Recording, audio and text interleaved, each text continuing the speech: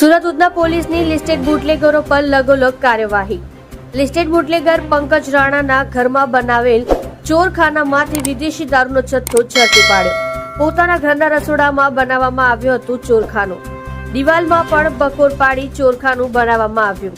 ઘરમાં જાણે સોનાનો ખજાનો સંતાડ્યો હોય તેમ લિસ્ટેડ બુટલેગર પંકજ રાણાએ દારૂ સંતાડ્યો હતો। સુરતની ઉધના પોલીસે ભારતીય બનાવટની વિદેશી બોટલો તથા બિયરની ટીન મળી કુલ નંગ 487 કબજે કરી છે।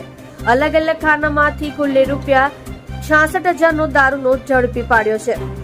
પોલીસે પંકજ રાણાની કરી ધરપકડ। રિપોર્ટર SL સૈયદ સાથે કેમેરામેન સંદીપભાઈ બોરસે। તમે જોઈ રહ્યા છો live India today news channel.